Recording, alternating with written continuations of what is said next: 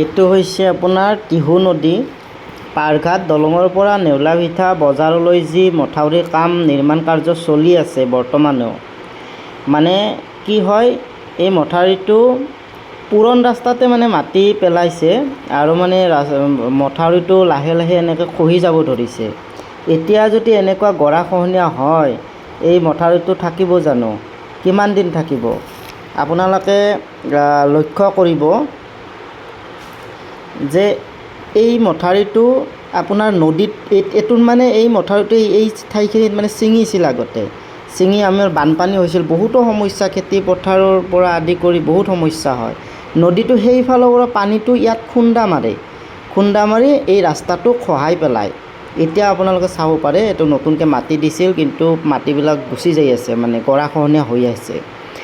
যদি বিভাগীয় কৰ্তৃপক্ষই যদি ইয়াত জিঅ' বেগৰ যদি ব্যৱস্থা কৰে বা প্ৰটেকশ্যনৰ যদি কিবা এটা ব্যৱস্থা কৰে, যাতে পানীটো আহি ইয়াত খুন্দা মৰাৰ আগত যাতে জিঅ' বেগ দি যাতে প্ৰটেকশ্যন কৰা যায়, এই ব্যৱস্থা কৰিলে এই ৰাস্তাটো বা এই ব্যৱস্থাটো কৰিলেহে এই মথাউৰিটো থাকিব, নহ'লে বা কিন্তু নাথাকে। দিলে ভাল হয় সিফালে যদি মাটি দিয়ে, কিন্তু যদি ইয়াতে যদি মাটিটো ফিল আপ কৰি দিয়ে তেতিয়া প্ৰব্লেম হ'ব। ইফালে চাওক গৰাখহনীয়া খান্দি আহি আছে নদীটো। যদি এইখিনিমান ইফালে আছিল ৰাস্তাটো, কিমান খান্দি আহিছে। যদি এইফালে আহে এইটো ৰাস্তা থাকপাৰ নাই।